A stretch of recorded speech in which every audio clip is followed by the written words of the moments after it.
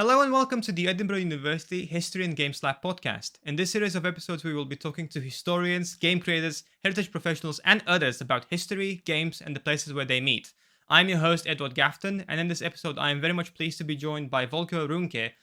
Volko is a retired US Central Intelligence Agency, CIA, analyst, and an award-winning wargame designer.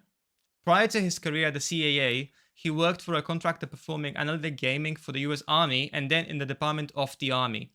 At the CIA, he covered a wide range of accounts across 3 decades, including military and terrorist threats, senior policy support, and analytic tradecraft and instruction. In and beyond the CIA, he sought to expand the use of tabletop games for training and research. His commercial tabletop simulations have won numerous industry awards and routinely sell out. His published game designs and co-designs on national security topics include A Distant Plain, Insurgency in Afghanistan in 2013, Labyrinth, The War on Terror, 2010 to potentially today, which won the Charles S. Roberts Award, and Fire in the Lake, Insurgency in Vietnam, 2014, which won Board Game Geek's Best Wargame Award in the same year. A Distant Plain and Fire in the Lake are part of the Coin series, based around Volko's game system presenting guerrilla warfare and counterinsurgency around the world. The series currently has 10 games published, whereas Labyrinth, the main game we will be discussing today, is a standalone. Volko, thank you so much for being on. How are you doing today? I'm very well. Thank you, Eduard. Thanks for having me. This will be very interesting for me. Thank you for coming. It will be very interesting for us as well. For listeners and viewers unfamiliar with Volko's game, Labyrinth, The War on Terror, is a card-based wargame which takes 1 or 2 players inside the Islamist jihad and the global war on terror. With broad scope, ease of play, and a never-ending variety of event combinations, Labyrinth portrays not only the US efforts to counter extremists' use of terrorist tactics, but also the wider ideological struggle, guerrilla warfare, regime change, democratization, and much more. Labyrinth combines an emphasis on gameplay with multifaceted simulations spanning recent history and near future. In the 2-player game, 1 player takes the role of the jihadist seeking to exploit world events and Islamic donations to spread fundamentalist rule over the Muslim world.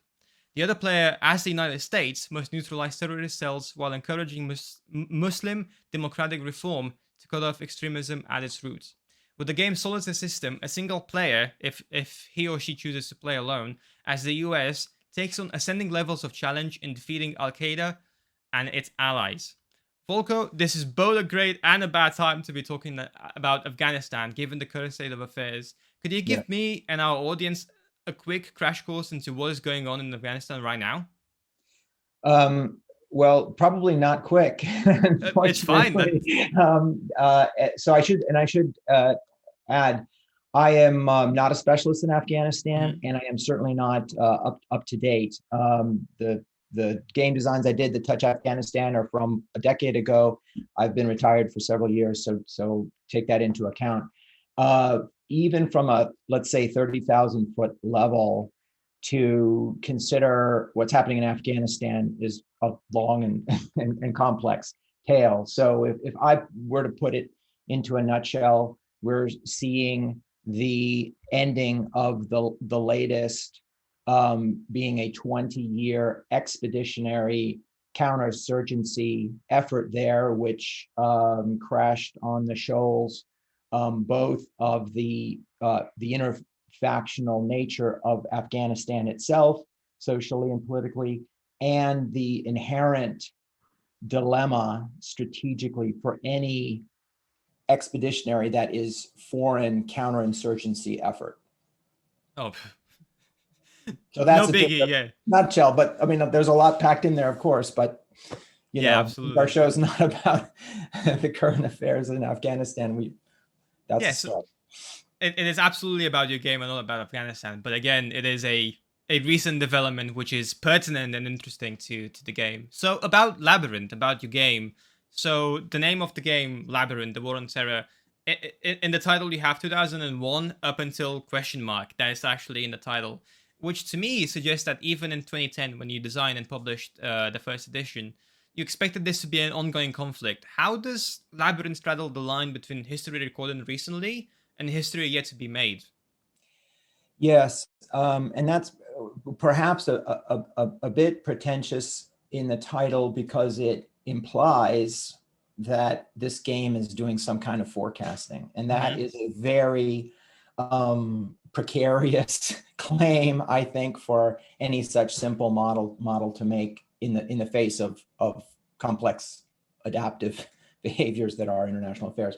So really, what I meant to say there in terms of straddling is that this is a simulation of both recent history and something that is still very dynamic and can go in a lot of different directions. And so we built into the game, and I say we because this was not just my design, but based on playtester feedback, my developer Joel Toppin, even the president of GMT Games, the publisher Gene Billingsley, who got involved in this. We built in, for example, into the events, possibilities that might yet play out. And so an example of that is when the game was designed in 2009, when it was published in 2010, of course, bin Laden was still at large. In the game, it's possible that you can get him, right? Capture or kill bin Laden. That happened in 2011. The game had just been out for several months. And that's just an example of, we weren't limiting ourselves to, okay, and this game cuts off in 2009 when the design was done.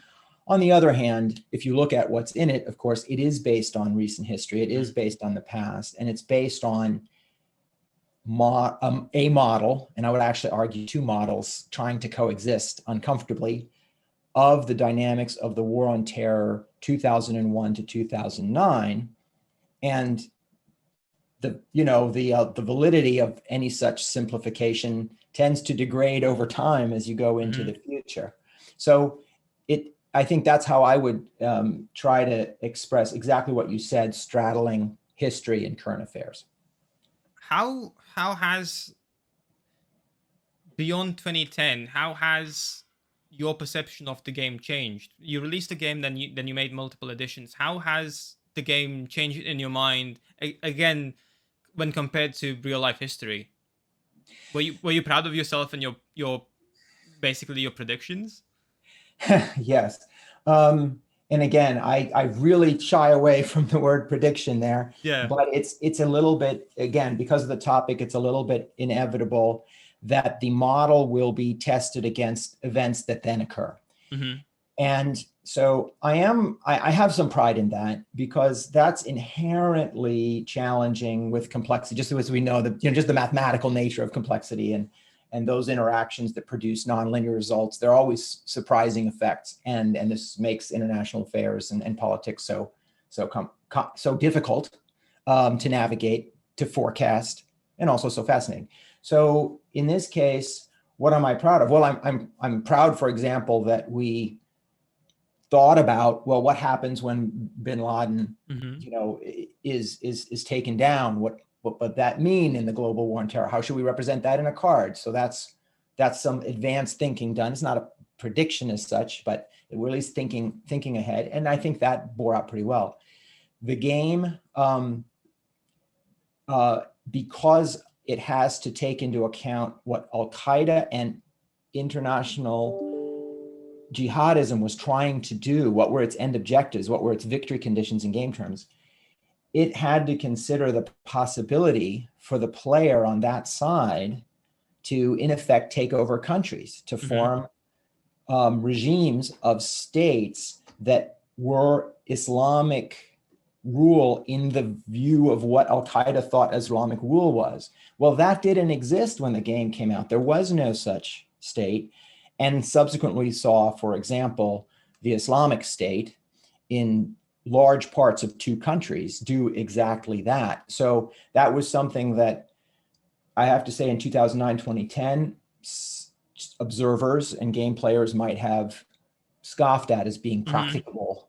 How are these bands of terrorists and guerrillas hiding in caves going to form a state? And yet you can do it in Labyrinth. Isn't that wild fantasy? Well, it did come about. Now, that's on the side of, okay, so some things happened out of these complex affairs that, to me, make the model in Labyrinth look pretty good. Yeah. On the other hand, there are other things that emerge, other major developments in the conflict between jihadism on the one side and whatever form of governance there is in the Muslim world on the other side, and then powers and interests outside the Muslim world coming in and trying to influence that contest, which is the topic of Labyrinth, that it's hard, you can't really point to the original edition of Labyrinth and say, yeah, okay, that was in there, and Volko must have, foreseen this in his representation. And the biggest one of those is the Arab Awakening, which had for that contest really cataclysmic ramifications, that beginning in 2011 out of Tunisia and then Egypt. And of course, we saw huge and tragic effects in Syria, in Yemen, and elsewhere.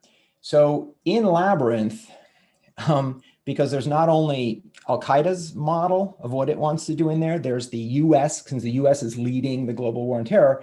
Labyrinth has in it my distillation of US counterterrorism strategy globally. We're not at the 30,000 foot level now, the 60,000 foot level, if you will, as of 2009, right? 2001 to 2009.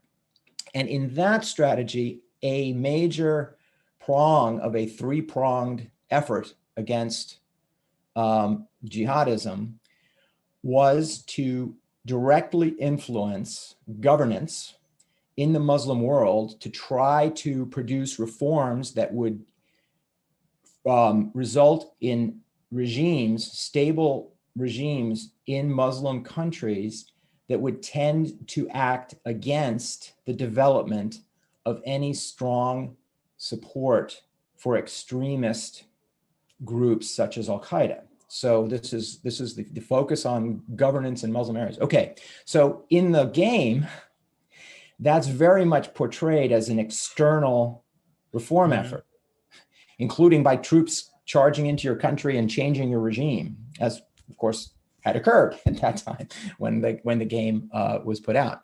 What we saw in the Arab Awakening is that perhaps those interventions provided a milieu, a context for hopes and dreams of Muslim people to reform their governments towards something more accountable and representative, something democratic, if you like. But the actor, the engine of that in the Arab Awakening was very much internal to those countries, right? So you don't see much of that in the original Labyrinth game. And that's something where I have to say, yeah, I didn't foresee the Arab Awakening and build it into my model. I can kind of claim how that's the kind of thing that the US player is going for in the game, but there isn't a mechanism in the game that represents the Arab Awakening as such. And this is a difficult task, because in the previous episode with Brotherhood and Unity, we discussed an event that had already occurred and already has been done for about 20, 30 years. So in that sense, with Tomislav, he could look at many different ways that could have gone and then, just make up scenarios. But in your case, in this case, as it is very much an ongoing situation, it is so much harder to predict, so much harder to think about, where things would go. So in this sense, I think Labyrinth succeeds, but also, obviously cannot anticipate everything. Neither does it necessarily expect that or aim to do that. How would you make Labyrinth today? How would you change Labyrinth today? Would you make it in the same way? Would you even make it? I do think, to hit the second point, I do think there's value in modeling this part of our world history, the so-called global war on terror, or the struggle between jihadism and others, whatever label you want to put on it. It's a very important aspect of recent history to cover. And in my view is, if something is worth studying, writing about, doing documentaries about, or holding podcasts about, it's also worth trying to game out if it's a human affair, which means it's got complex dynamics, which games are great at revealing. So I think I would do it from that point of view. myself, on a personal note, I've done a lot of game design work in the modern era. I like to move around. I'm sort of a time travel tourist at heart, and I'm doing this for fun. So my current interests happen to be in the medieval era. So I probably wouldn't be me today to do that game. And even at the time in 2009, it was a commissioned project. GMT Games, asked me to do it. For me, it was a little bit like work, a little too close to my day job to be too much fun, but I did it. Fortunately, I don't have to speculate on what might be done to update Labyrinth and overcome what were the proven limitations of the model in the original game from 2009-2010, because Trevor Bender, a great board game designer, picked up that baton and has since done 2 expansions to Labyrinth, Labyrinth Awakening. You can see what he was taking on there that I was just talking about. And then Labyrinth Forever War, which is another phrase that of course is very meaningful to us in this moment in my country, as we look at Afghanistan, for example.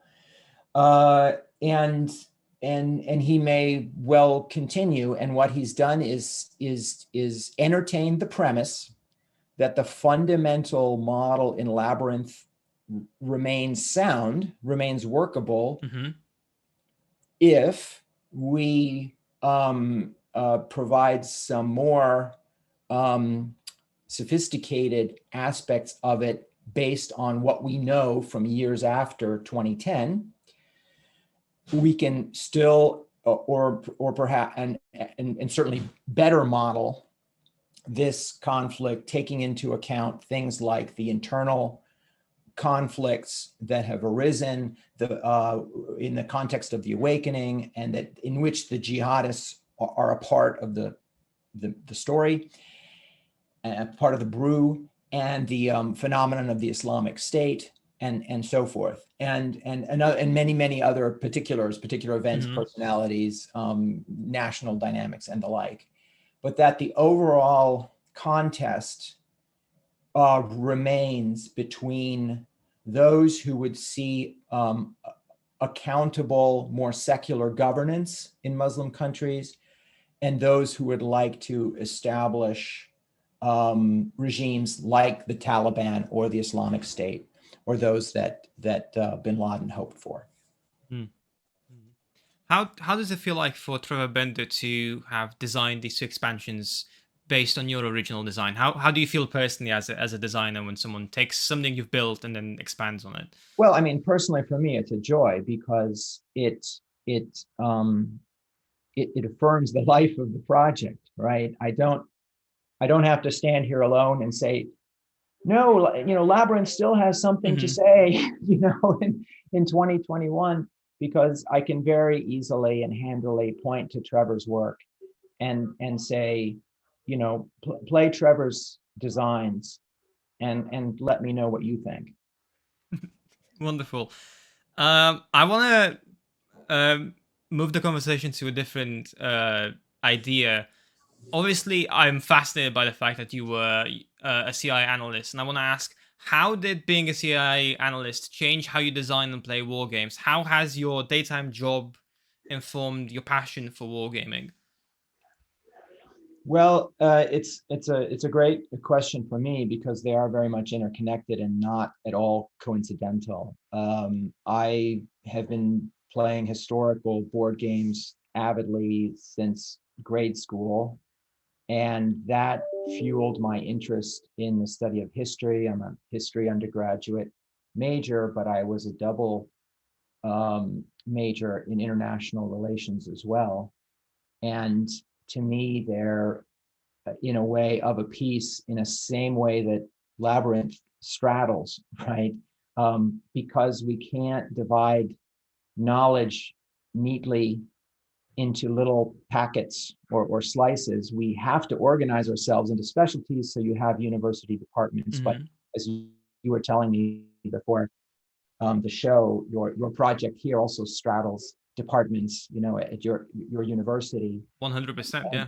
And in the intelligence community, to get back to that, it's the same thing. Analytically, the community divides up the world into little substantive and geographic slivers because we have to specialize. We can't all be deep in everything.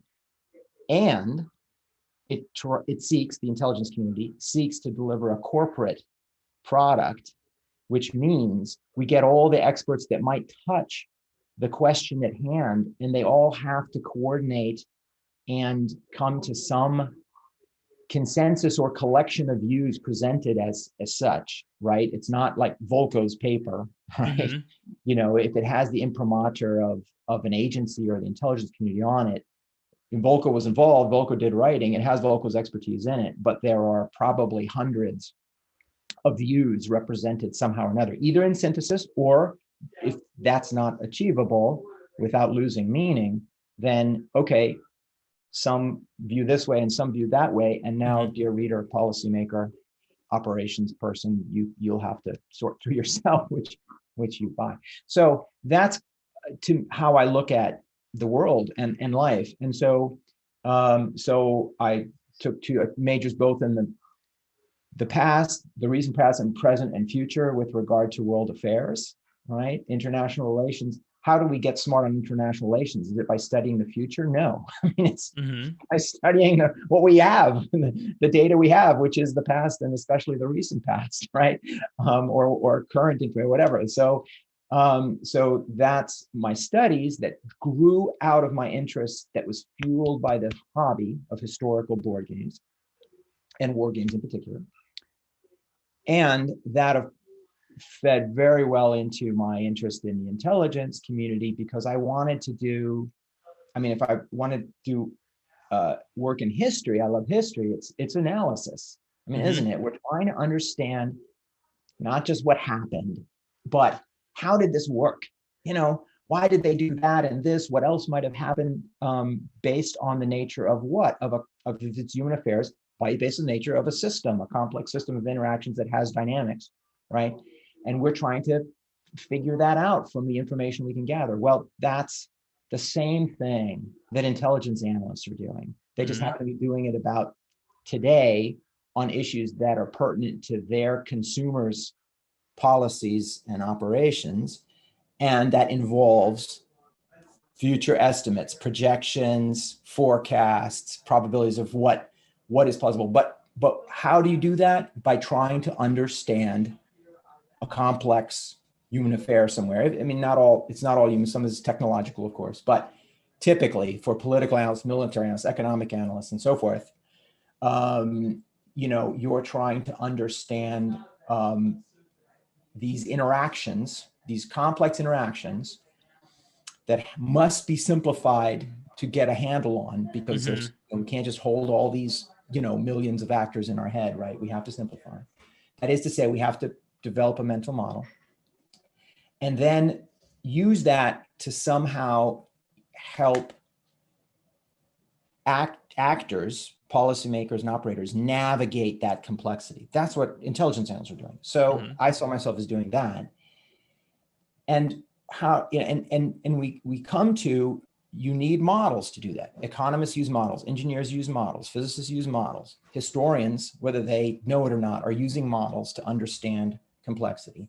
And so are intelligence analysts, and so are politicians, military leaders, corporate executives. They all have this model in their head of whatever that system is, that they're constantly refining, taking in other, you know, both data and analysis to make that model better and better and better, to have a higher fidelity to the reality that they're trying to navigate, right? Because, I mean, what a policymaker in international affairs is trying to do is, okay, if I pull this lever, I have a lever here, you know, I've got whatever, a military, an aid program, a diplomatic initiative, something. If I pull this lever, do I get the results I want? What's the chances of that? That sort of thing, right? So if you think about it from an engineering point of view or a physics point of view, it's a very similar mental endeavor.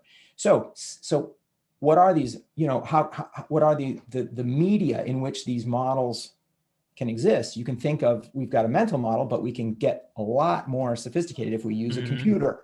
So we have computational models. We have analytic, mathematical models. We have physical models.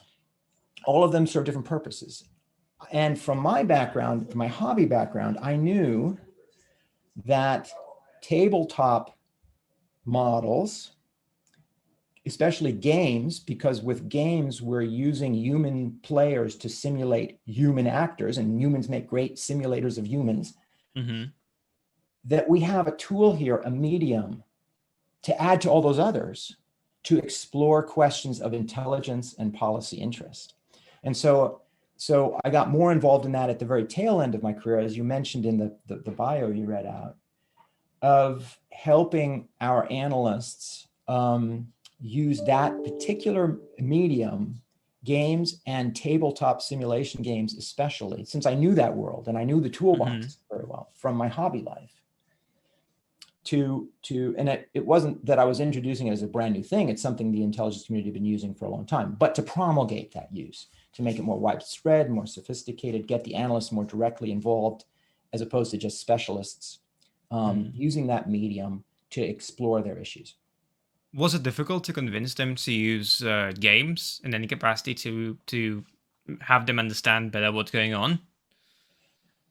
It is difficult, and I don't know if you've been finding this in academia, but it is true in multiple worlds in which we at first bump into the understanding of the word game, and the word play as something frivolous or trivial for entertainment, right? So there is that hump to make the sale that this is something that can be used seriously too, and in fact can be very powerful in harnessing the constraints of simplicity, because there's a virtue in it. If you have a suite of modeling tools, there's a virtue in having some of them force you to focus in on, well, what's really essential, right?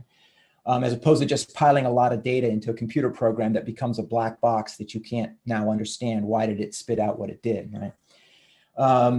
So that has to be explained, illustrated, and proven to a lot of professional audiences. And I will say, by the way, in the intelligence community, which has a relatively small level of effort on this relative to the Department of Defense in the United States, which has, I would call it an industry of wargaming in various forms with a long and storied tradition predating the Second World War. But even in that world, that industry exists in a much larger professional sphere that is often and periodically skeptical of the value of money spent on such an endeavor that could be spent on other kinds of, training or examination activity or hardware or salaries or whatever. So we all face that difficulty of convincing people. The intelligence community was and is no exception. And that's a part of the gig if you're going to promote the use of serious games. I think that's also one of the aims of this podcast, of the show in general anyway, to have people understand that when we mean by games or playing, we don't necessarily mean something trivial or something that only children do or something that's only used recreationally, but also that's something that can be useful to enriching our lives, or in this case to help better understand tactics and models and so on and so forth. So we absolutely encountered this, and with the show we've encountered this of like, hey, like are you planning a podcast about games? That must be so fun. It's like, well, sometimes it is about fun, sometimes it really very much isn't. Which for me leads me into my next question. So at the History and Games Lab, the question we ask every single guest on this podcast is, should games be historically accurate? We have a lot of games, especially in board games, if you think about even Settlers of Catan, where the history doesn't really matter, it's only served as a backdrop, as a setting. Do you think that it is important for history to be represented accurately, or should people just take creative liberties with it? Yeah, I think to give my view of an answer, I have to attack an implied premise of the question. And that is that this is a binary issue around the word accuracy. Because I very much see this as a scale, and all points on the scale have some purpose, depending on your purpose. And so it's not a yes, no question at all for me. And I'll go back to a word that we fell back on repeatedly, I think usefully, in selling this idea of games as something more than trivial, but games as something that is can be illuminating, right, as a medium. If it's a game about something, then it is a model. And we all know both the essential value of model building and the dangers. So, well-known George Box mathematician quotation, right? All models are wrong. Some are useful. Okay, so to apply that to accuracy in games, accuracy in historical games, there is no historical game that is accurate. And very likely, even Catan can tell you something about the real world. Okay? Yeah, absolutely. Right. So if we apply that understanding of models to historical war games or game about Afghanistan, it goes back to what you said earlier about Labyrinth. Well, we can't expect it to be more than a simplification. Of course, it's a simplification, and because it's a simplification, it's wrong. There are things that it leaves out because it doesn't model the universe in every detail. Neither does, by the way, a computational simulation that has reams of data and 10,000 lines of code. It's wrong, right? Because there are simplifications in it. It does not model the universe and all its interactions, and everything is connected. So there you go. All right. So now, what should we do?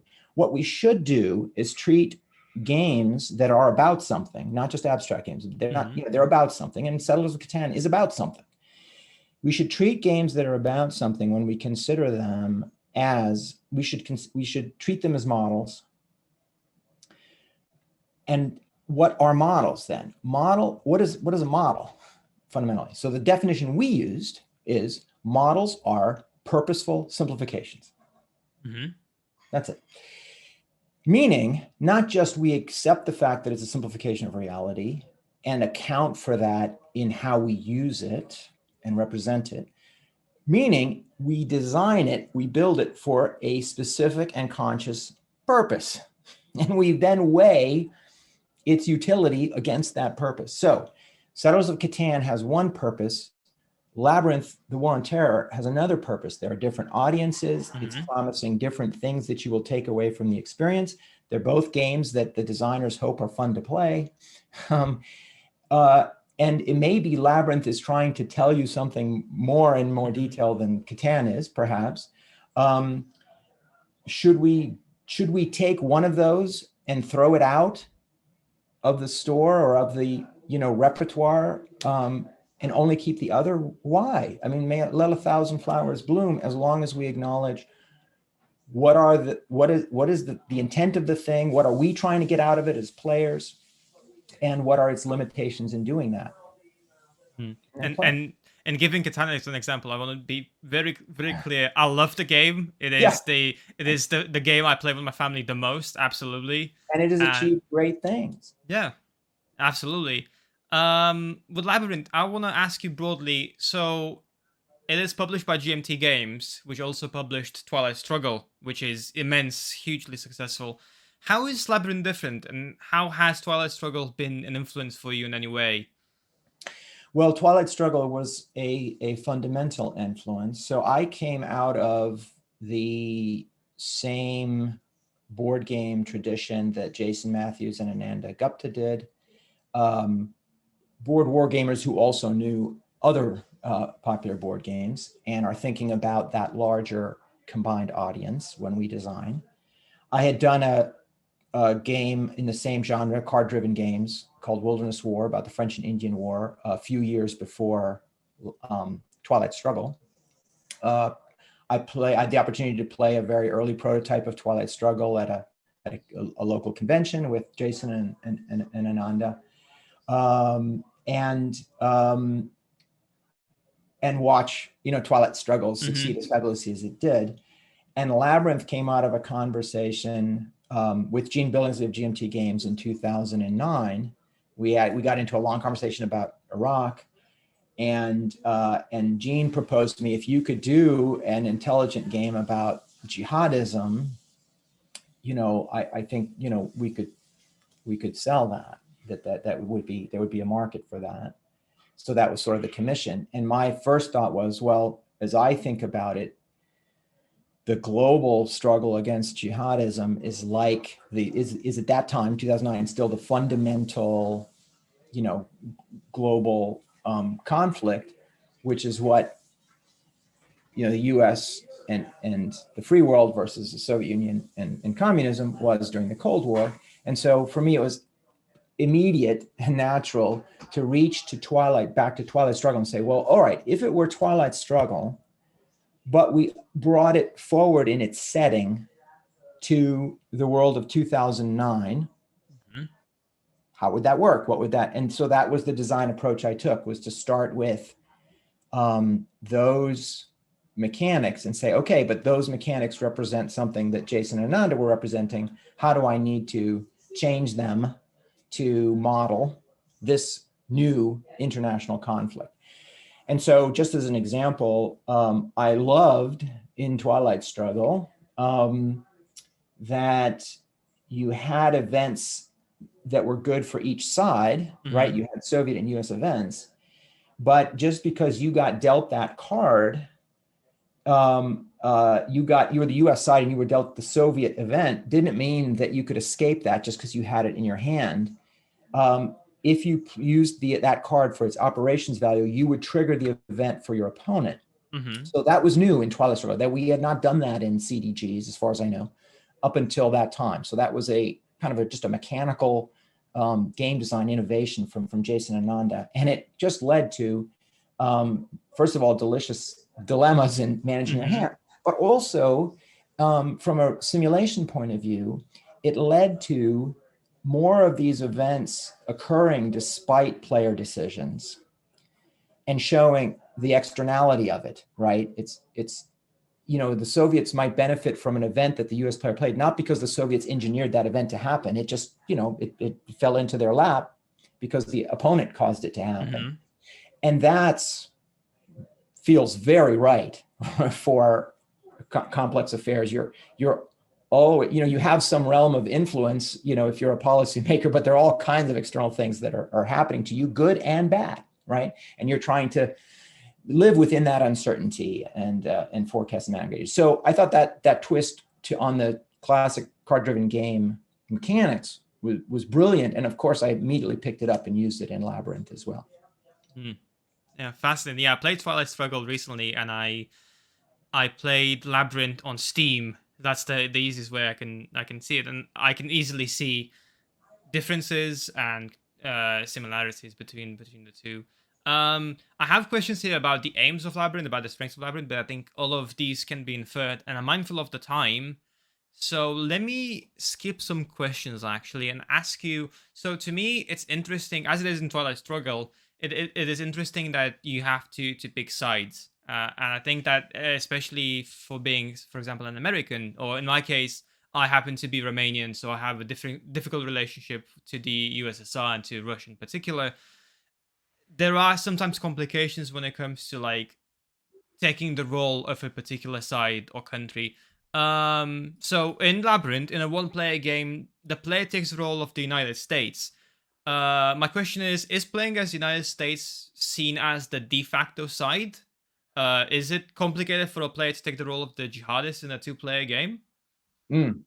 So I can't speak for the players. I'm the designer. I can play the game, of course, but of course I have a different view of it from my perch. What I can speak to though is our expectations when we did the game. And when I say we, I mean GMT Games and the design team. In that very first conversation in 2009 with Gene Billingsley, in which he said, design an intelligent game about jihadism, he very quickly added, thinking about marketability now, that's his job as a publisher. He very quickly added, and it may be that some players will not want to play the terrorists. So, Volko, could you also make it solitaire playable as the United States, right? And I think he added something like, if you've got the guts or something like that to do that, because I had not done any solitaire system design. I was not I solitaire, if I solitaire games, I played all sides to see how the history unfolds. I didn't have any problem with that. But I took the challenge on, and so we put into the game an algorithm, a flow chart that used as its newness and uncertainty for the solitaire player, the deck of cards and the events itself. In other words, what sorts of decisions more or less the jihadist robot or bot will do. It needs to be implementable. It can't be a very complex AI like in a computer game, right? I mean, a player needs to be able to implement it and still have fun after going through the work of doing that. So it's a flow chart on one piece of paper, right? It has a strategy in it, but it's not very sophisticated. And it needs to get a little help even against a clever player. It was a 1.0 version 1.0 bot effort, on our part. But it does different things because the cards come up in different order every time. So you don't really know exactly what the jihadists are going to do. So all of that ended up succeeding in and attracting a solitaire gaming audience to the game. And that has a lot of outflow from a market perspective in terms of what's happening, not just at GMT games, but I think to some degree, via the coin series, what's also happening in the market more generally in terms of the expectations of players that there will be a solitaire system in the box, an automata. So in 2009, that was in my world not common at all. It wasn't unheard of, but it was not common. And it came from the question that you were just asking. It came from the idea that too many players will only want to play the United States, okay, for comfort or ethical reasons or whatever. Now, what actually happened is we got a lot of interest in the game from people who wanted something they could solitaire. And we immediately had players saying, I want to play the jihadist solitaire. Where's the US bot? I want to take on the US as the jihadists as a solitaire role. And we didn't have that because that wasn't the reason we put a solitaire system in the box. So I think from my observation, that kind of issue, because of substantively what a side represents, that is a problem for a player. I think that's a very personal kind of reaction. And so for some players, they don't care at all. And for some players, they care to the degree that they will play one side and one role in a game and not another. And for some players, they have no interest in playing a game that's about that topic at all. And that's good, I think, because it should matter that our games are about something. If my game is about something, then that something matters. That choice of setting matters.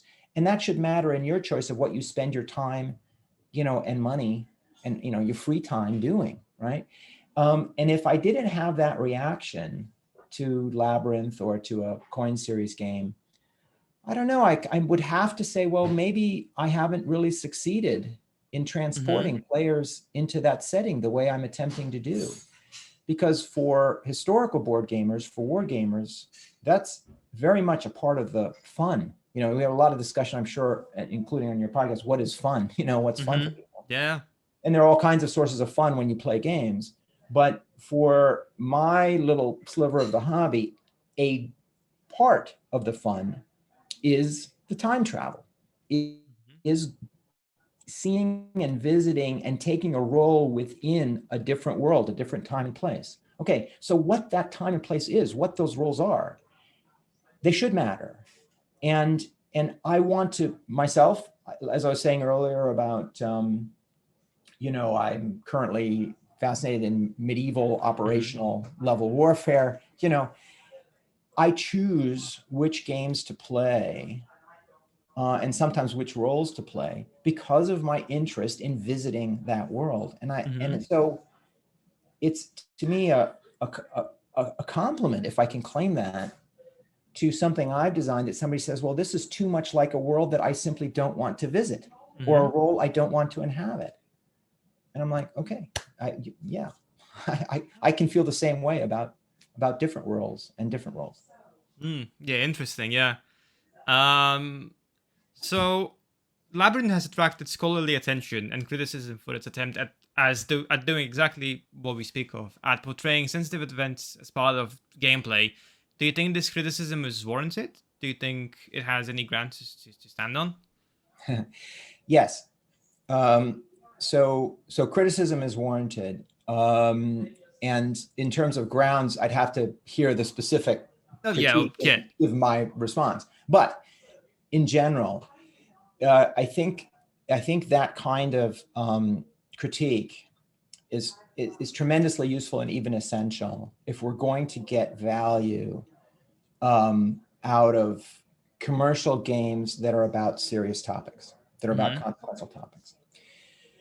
If you think about, you take a university course in something and you're going to be reading, it would be very rare, I would think, certainly in a department of history, it would be, by my experience, that a professor says, oh, well, here's this book, read this book. Do you understand everything in the book? You believe everything in the book? Okay, good, we're done. You know, you've got it, right? That's not what a university professor does. And that is not how we use books about history responsibly, right? What we do is we read a variety of books and we critique them with the professor's guidance, perhaps, but the students are involved, certainly at the university level. The students are involved in saying, okay, what did this author think? Where did they fall short? What were the biases that were used in this interpretation of history?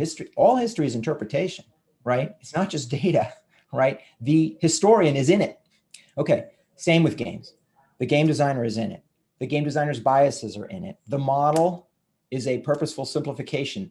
It has errors. It leaves things out that perhaps should not have been left out. It overemphasizes things that, you know, that in retrospect with additional data should have been diminished in their game effect, and so on and so on. So what I really want as a historical board game designer is I want you to understand my model, climb inside, you know, pull the levers, you know, drive it around, whatever, observe, and now compare it to what you think the real world is like and how the real world works or worked in a past setting. And what you're doing then is you're obtaining what I want to give you. And that is a synthesis between my model that I tried to show you on the game table with all its limitations and the mental model that you already had when you sat down before you played. Because we know the way we get better at modeling complexity is to synthesize many diverse models, right? I mean, that is mathematically demonstrated to be true. And so how do we acquire and synthesize diverse models? Historical board games are a way to do that. That means we're critiquing them. So if the critique is just, we shouldn't do this. We shouldn't do games about serious topics. We shouldn't model recent history. We shouldn't model current affairs. We shouldn't try to learn from board games. No, I don't think there's a lot of ground to stand on. We can have a conversation about that, but I'm very skeptical of that position. But if it is this game, Labyrinth, way overplays the ability of the United States and its allies to reform governance in Muslim countries to good effect.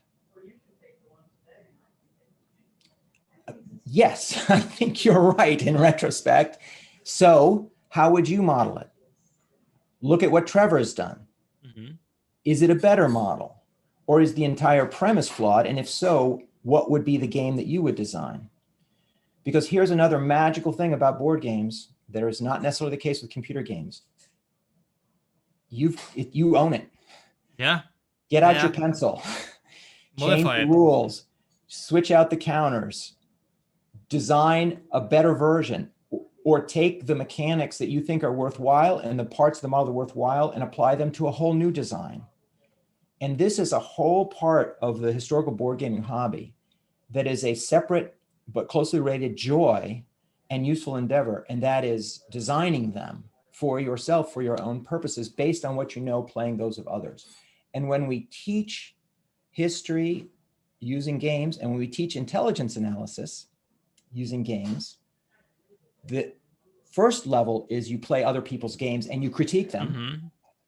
What's wrong with this model? What did this game not get as right as it could?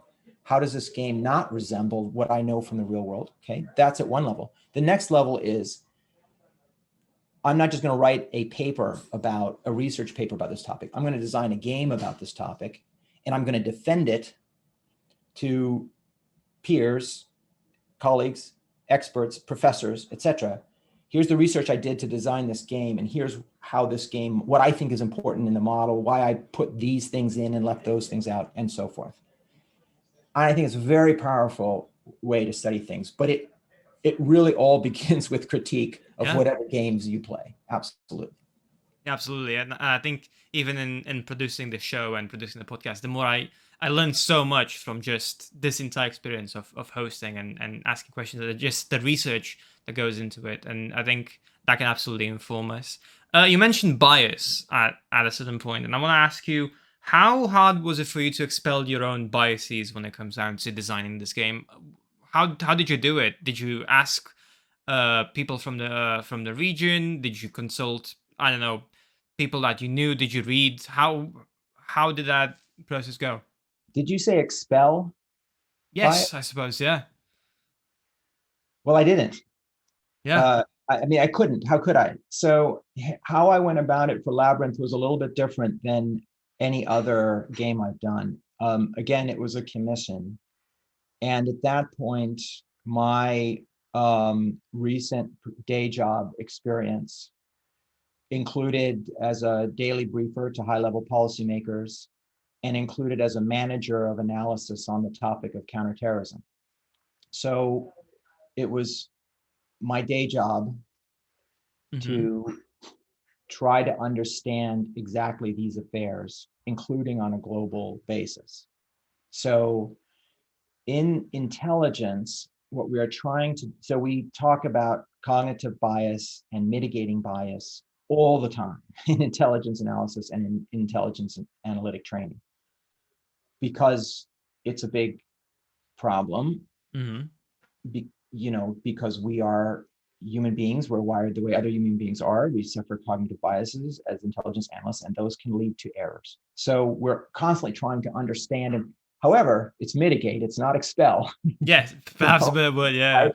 And objective analysis is like absolute zero or the speed of light. I mean, you aim for it, but okay. So you're trying to mitigate it. So, so that is true in game design as well. So in Labyrinth, my source material was the mental models that I had acquired in my day job over years of time, with access to a lot of information, a lot of thinking of many, many experts, including the attempt to get inside the adversary's mind. What is Al-Qaeda's strategy?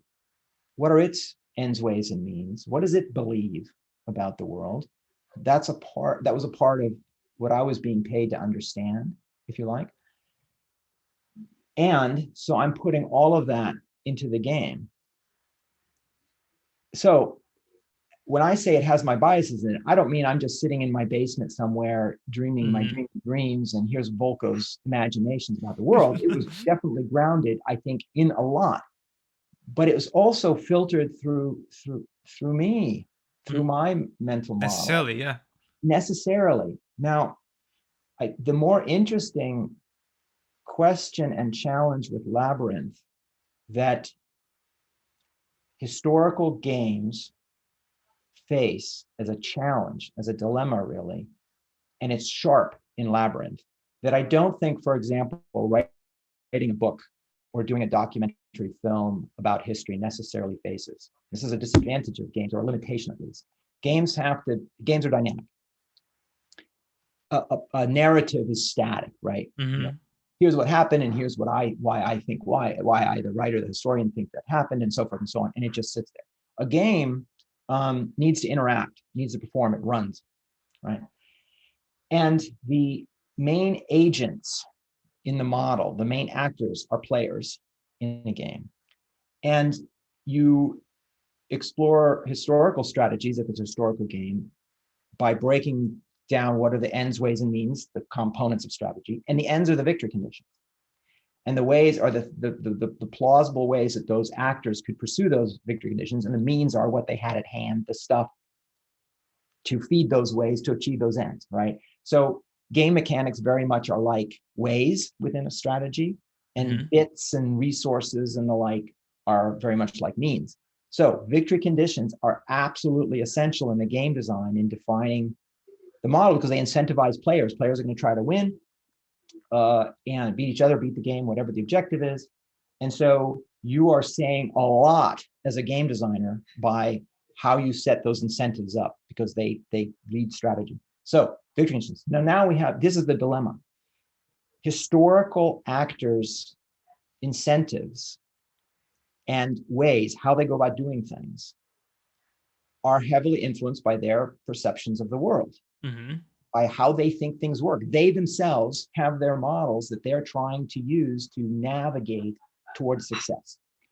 So if you do a game about the US-led global war on terror versus Al-Qaeda and many other jihadist groups trying to do whatever they want to do, we absolutely must take into account, how did the US administration view the world? What were its assumptions? What was its model of the Muslim world, of terrorism, of why there is an Al-Qaeda?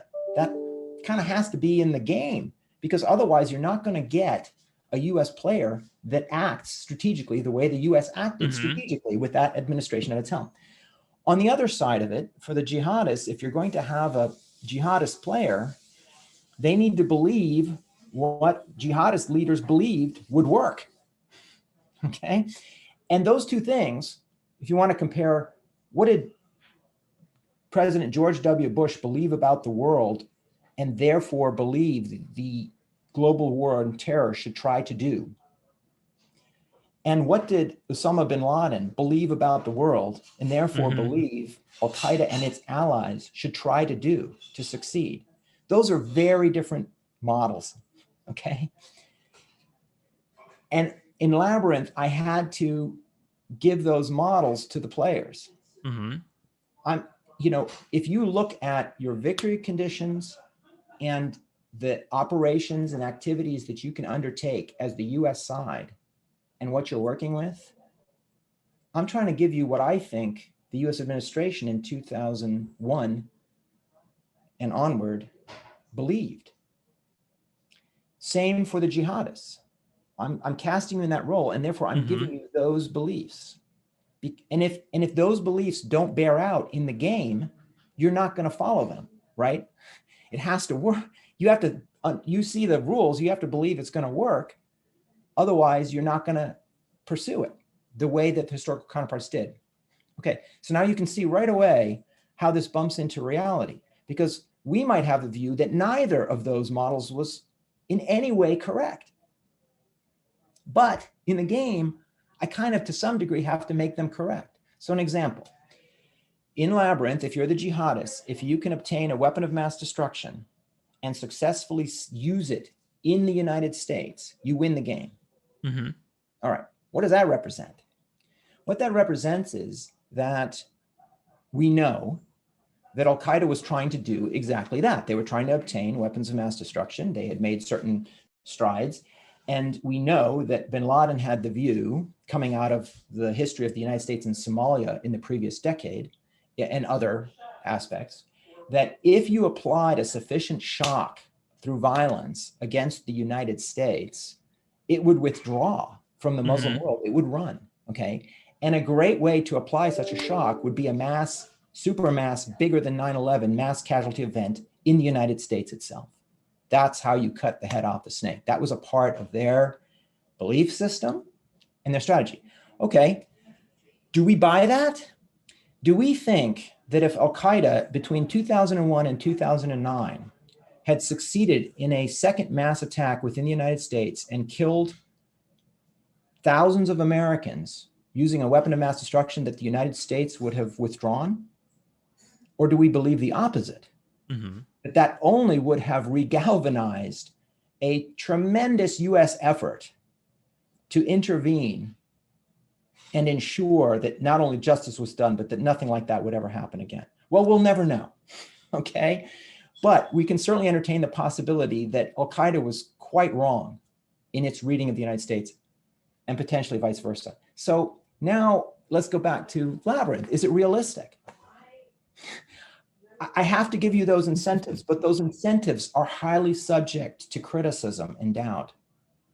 It's an unresolvable dilemma. Very interesting. Yeah, I'm again mindful of the time, so I want to start, the final part of the podcast. I want to ask you.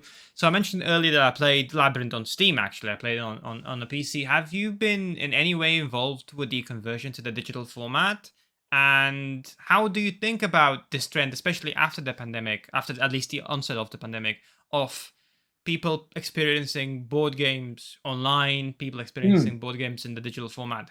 What's your take on it? I have been involved in, and I will say in a consultation role. I've not had to do any of the hard work, and it's extremely hard work to do that. But I have been involved in terms of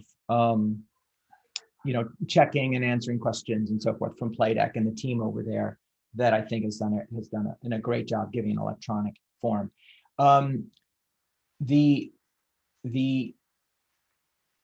bright present and future of board gaming online is one of the, I think, rare, small and less consequential silver linings of the pandemic and all the lockdowns. We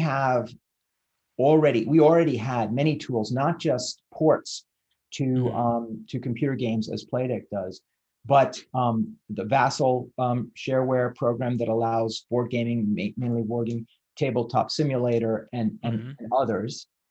And what we had was we didn't have the tradition of using those as much as we might, because there's a barrier to entry for those programs that you have to develop comfort with. I happen to be very comfortable with Vassal, and I happen to struggle a lot with tabletop simulator. It might be because of my generation, but I mean, I'm clumsy in real life, and tabletop simulators a physics engine, so I'm clumsy in tabletop. Yeah. For example, Vassal doesn't have a problem. But regardless, there's a variety of tools, and I can play on one or another, and many games available. And what's happened in my circle and in my part of the larger gaming community is we've had the incentive over the last year and a half to cross those barriers, hold conventions entirely online, move what were local face-to-face gaming groups to online events. In my particular club, we were meeting every Thursday night, and you'd arrive on Thursday night, and it's like, what should we play, and how many do we have, and we'd get in some little somethings, and so forth. What we did upon when we had to shut that down is we instituted something like a book club style series of events where we'd rotate. You could pick a game or a game system or genre or something like that. All of us would play online for a while, or not necessarily together. It might be a series of other games, but then 4, 5, 6 weeks later, we'd all get back together online and discuss, well, what did we think of that game? So and nice. We'd have in effect a critique of the game historically and in terms of gameplay. And that was very enjoyable. I almost, now we've since resumed, all vaccinated face-to-face meets, and we're back on one night a week, and that's great. But in a way, I also miss, the incentive to do the what's possible online. So I play a lot online now, and it's easier for me to find opponents to do that because we've all become more familiar. So a similar thing to what I think we were seeing in the office workspace, with old traditions being broken a little bit because of necessity, and now discovering, well, there actually are advantages to having a more mixed, telecommute and in-presence ethos. Well, it's the same thing, I think, in board gaming. And so far beyond just ports like Playdeck's Labyrinth, that's that's going to continue to pay dividends for historical board gaming and board gaming in general. So that's very exciting. Yeah, I absolutely agree. And, again, personally, for me, I played so many board games online, and then now to organize board game nights, it's like, oh well, I'm kind of busy, can't really make it. It's back to normal in a way that I miss kind of the online presence. Yeah. So obviously you mentioned that you play card games, you play board games, you play war games. In your spare time, which games would you recommend to our audience? And Oh, for this, just go on ahead as much as you can. I will link as much as I can all of these in the description. So any yeah. of your current favorites? Okay. So depending on, first, just overall, Overall, I absolutely, would, yeah. overall, I would say, let your interest in the topic guide you, right? And if you are interested in the setting, you will be able to overcome, the lack of familiarity with that particular mechanical, tradition or whatever, right? So go to what's fascinating in terms of what the game is about. That's sort of my guiding principle. So if you like the kind of topic we've been talking about, beyond Labyrinth and Labyrinth Awakening and Forever War, then I would want to give a tip to the Coin series, which grew out of Labyrinth, but tried to take on the 30,000 foot level of national counterinsurgency rather than global, and does some things that I think are interesting and appealing in that way. And there are many, many volumes. They're not just modern, but there are a number of modern conflicts like Afghanistan and Vietnam, Colombia, to peruse. So that would be a place to look, I think, as well. I happen to be right now in a big, and this is my first one in my life, but a big World War I phase. So I'm very fascinated by trench warfare as a system, and a game that I am playing. In fact, we'll be playing starting an hour from now with a friend coming over, and that is Verdun 1916 Steel Inferno by Walter Wadowski. Fellowship of Simulations is his publisher, and it is a card-driven game similar to Labyrinth. It's in that same tradition, but with to me remarkable innovations in using the card-driven game mechanics to take you into the particular dynamics of trench warfare offensives through a highly accessible rule set in a beautifully produced game. So Verdun 1916 Steel Inferno. And then, as I had mentioned, I happen to be interested in medieval military history, not from any basis of expertise, just fascination by it. And in that regard, there are a reasonable number of strategic games, and one that I go back from way old times, SPI, Empires of the Middle Ages, all of Europe, for example. And there are a number of tactical games that handle specific battles. Men of Iron series from GMT Games, for example. In between lies the operational level, and there we have to do with raising armies, and not the grand diplomacy, but the internecine aspects of coalitions of lords with complicated relationships among them, raising those armies, and equipping them and supplying them in the field, and marching to go ravage places, besiege castles, and potentially fight battles, and sort of the maneuver of those lords as the action elements.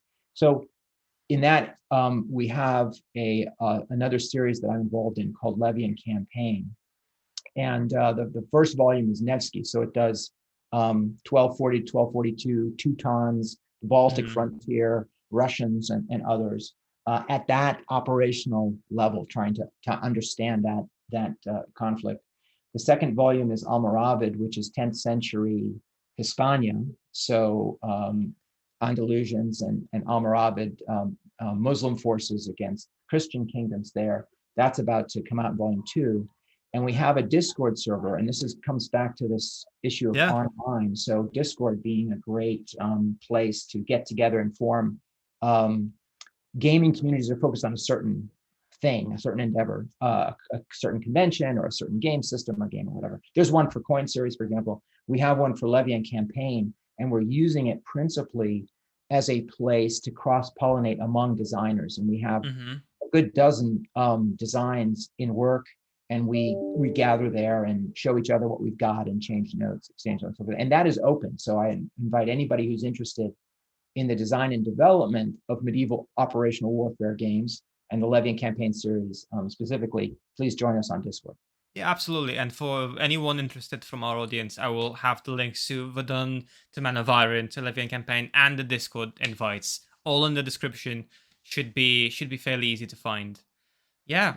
And we also have our Discord as well, which I invite everyone to join. Volko, I want to ask now to get into the conclusion. What comes next for you? What other projects can you tell us about? What are you working on? So the 𝐂𝐕 Campaign series I just talked about consumes a good part of my creative energy. Another project that I'm involved in that is not game designs by me, but is a game design contest called the Zenobia Award. And it is focused on historical board games and stimulating a more diverse set of designers to design a more diverse set of historical topics, and certainly not just military history, but any kind of history, and to mentor, advance, and evaluate their work on the basis of not just gameplay, but also originality and especially historicity. So involving volunteers from board game design and also from academia, professional historians, and the like. Well, we've just announced 8 finalists. So you can find out all about the Zenobia Award at our website, zenobiaaward.org. So that I'm involved in helping to administer that. So that's still a big part of my near future.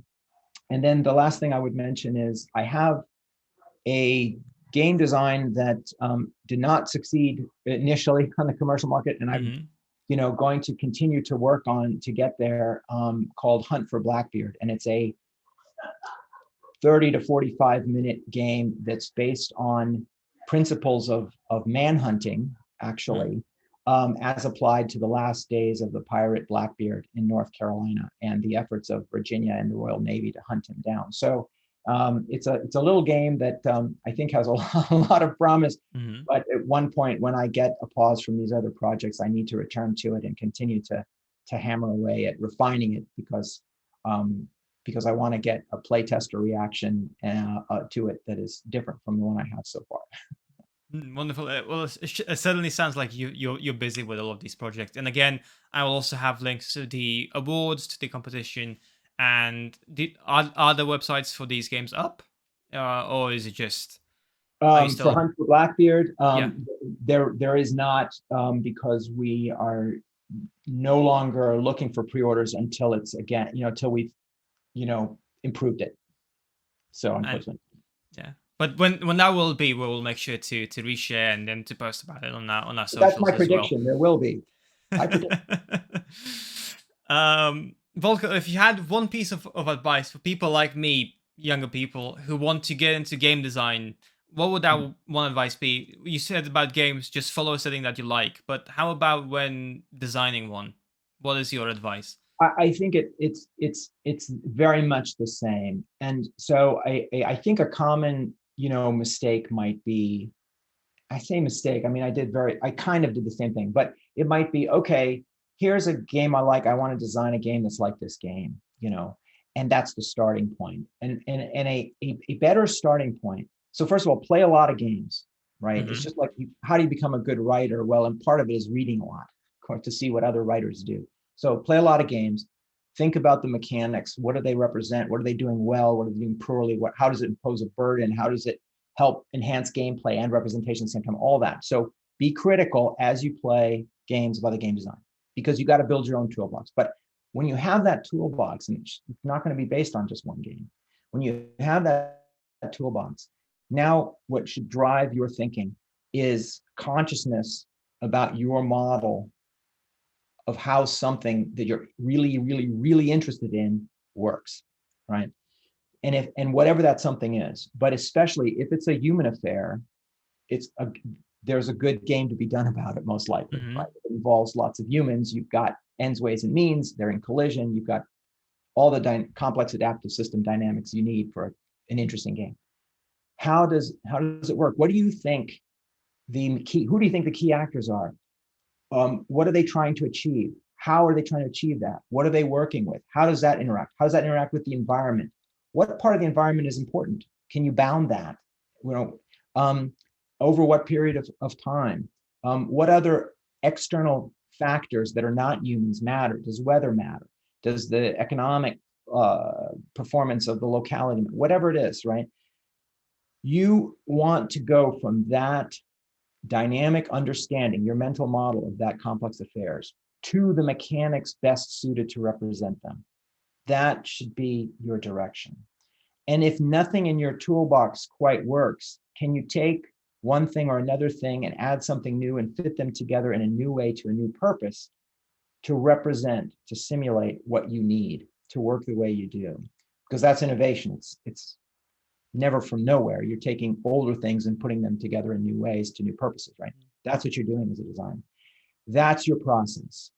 And then get to prototyping as quickly as you can. It's for some of us like me, doing art myself, even though I'm not a professional artist, is a lot of fun, but you can burn a lot of time down a dead end that way.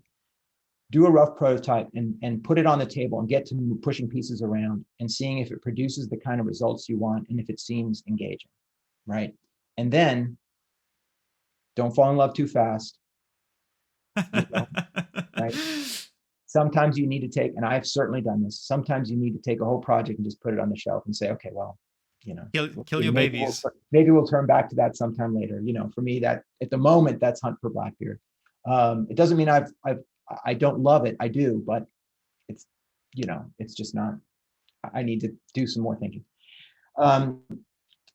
And then be ready to tinker with it forever, including after the day it's published.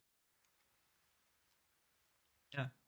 Because every game that I've published, I hate to look at it. It's a bit painful to look at because of course I see the warts, and I'm not going to tell you what they are. Okay. But I'm like, oh, I wish I had done that differently, and it's printed. So, yeah. So if you don't enjoy that tinkering, that is refining your design, refining your model, then you're in for a rough road as a designer, because that should be a joy to you. And if it's not, you may want to find other ways to spend your time. Thank you so much. That's really good advice. Thank you. Yeah, that's something to think about. Absolutely. Audience, if you have any feedback or would like to get in touch for a potential podcast appearance, our DMs are open on Twitter at @HNGLab, or you can email us at hnglabpodcast@gmail.com. For more on the History and Games Lab, please access our Linktree link, where you will find all of our output, obviously this podcast plus our social media. The link will be in the description. The email will be in the description. I'm not sure as of right now what the podcast for next month will be, even though I have plans. I'm not sure I'm able to tell you as of right now. But rest assured that as we move into September, into Freshers Week, into starting a new academic year here at the University of Edinburgh, the lab will have a presence at the fair itself, and then so will the society. So hopefully we'll see many of you there. And hopefully many of you will stop by to say hi. And so looking forward to that as a lab and as a society.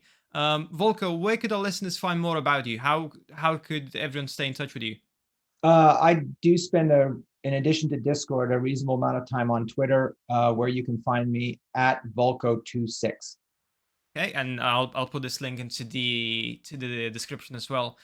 Volko, if you had one final word, something that you would like to emphasize, if there's one thing that you would like everyone from this podcast to go away with, what is that one thing? What would that one thing be?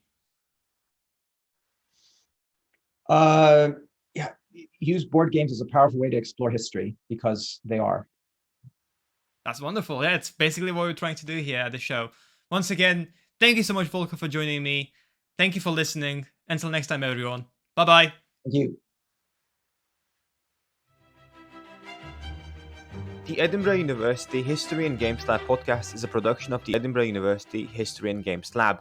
For more on us and future podcasts, connect with us on Twitter, Instagram, and or Facebook by searching for Edinburgh University History and Games Lab, which should be the first result. Music for today's episode is Call to Adventure by Kevin MacLeod, used under filmmusic.io standard license. For more information on the link and the license, please check the show notes. Thank you for listening, and please join us next time.